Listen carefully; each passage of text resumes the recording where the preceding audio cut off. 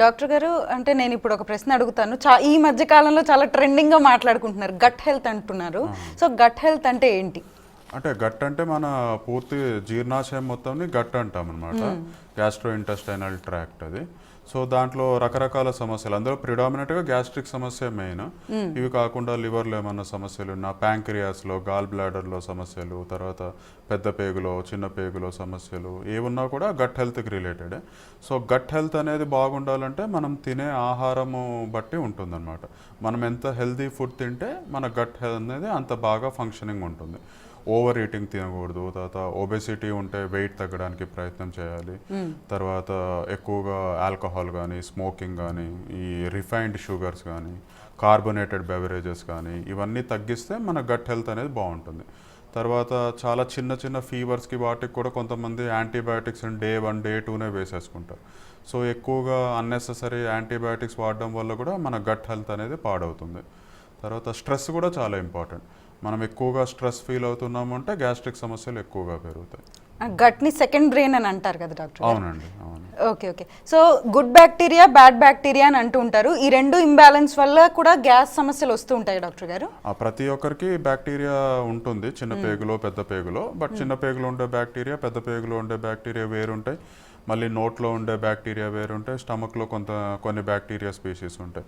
So రకరకాల bacteria ఉంటాయి. అందులో కొన్ని మన హెల్త్కి ఉపయోగపడేటివి ఉంటాయి. బట్ తినే ఆహారం ద్వారా కానీ ఇట్లా వేరే ఫ్యాక్టర్స్ వల్ల ఎక్స్టర్నల్గా వచ్చే బ్యాడ్ బ్యాక్టీరియా ఓవర్ గ్రో అయినప్పుడు ఆ ఇంబ్యాలెన్స్ వల్ల రకరకాల గ్యాస్ట్రిక్ సమస్యలు, ఓన్లీ గ్యాస్ట్రిక్ ఇదనే కాదు, లివర్లో కూడా ప్రాబ్లమ్స్ వచ్చే ఛాన్సెస్ ఉంటాయి.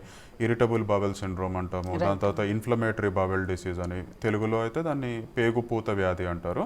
ఇట్లా రకరకాల ప్రాబ్లమ్స్ అనేవి ఈ good bacteria, bad bacteria imbalance వల్ల, దాన్ని మేము మెడికల్ టర్మినాలజీలో డిస్బయోసిస్ అంటాం అనమాట. సో దానివల్ల వచ్చే ఛాన్సెస్ అయితే డెఫినెట్గా ఉంటాయి. ఓకే. సో ఐబిఎస్ గురించి మాట్లాడారు కాబట్టి ఐబిఎస్ గురించి మాట్లాడుకుందాం. ఐబిఎస్, ఐబిడికి కూడా ఈ గ్యాస్, బ్లోటింగ్ అనేది చాలా ఎక్కువగా కనిపిస్తూ ఉంటుంది కదా డాక్టర్? ఐబిఎస్ పేషెంట్స్లో ఎక్కువగా చూస్తుంటాం బ్లోటింగ్ అండ్ గ్యాస్ అనేది. ఐబిడి పేషెంట్స్లో ఎక్కువగా పెయిన్, తర్వాత మోషన్లో కొద్దిగా బ్లడ్ రావడము, వెయిట్ లాస్ రావడము, ఇవి ఎక్కువగా చూస్తుంటాం ఐబిడి పేషెంట్స్లో. ఐబిఎస్లో బ్లోటింగ్, తర్వాత ఎక్కువసార్లు మోషన్కి వెళ్ళాల్సి రావడము, తిన్న వెంటనే మోషన్ వచ్చిన సెన్సేషన్ రావడము, తర్వాత డైజెషన్ సరిగ్గా కాకపోవడం, త్రేన్పులు ఎక్కువగా రావడం, ఇవి ఎక్కువగా ఇరిటబుల్ బవెల్ సిండ్రోమ్లో చూస్తుంటాం అన్నమాట. ఓకే. అట్లనే మీరు ఇంతాక ఒక మాట మాట్లాడుతూ ఓవర్ ఈటింగ్ గురించి అన్నారు. ఓవర్ ఈటింగ్ వల్ల ఎందుకని గ్యాస్ వస్తుంది? అంటే మనము యాక్చువల్గా ఒక కాన్సెప్ట్ ఏంటి అంటే, మనకి ఆకలి ఉన్న దాంట్లో 80% మాత్రమే తినాలి.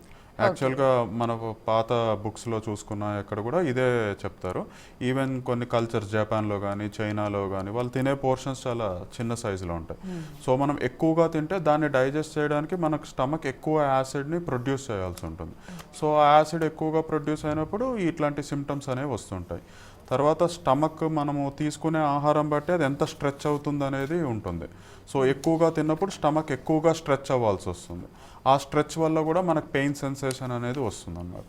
సో మనకి ఇంకో 2-3 ముద్దలు తినగలము అనుకున్నప్పుడే ఆపేస్తే అప్పుడు మనకి స్టమక్ చాలా లైట్గా ఉంటుంది, తయారవ్వాల్సిన యాసిడ్ కూడా తక్కువగా తయారవుతుంది. సో హెల్తీగా, హ్యాపీగా ఉండొచ్చు అనమాట. ఓవర్ ఈటింగ్ వల్ల నష్టమే తప్ప లాభం ఏమి ఉండదు.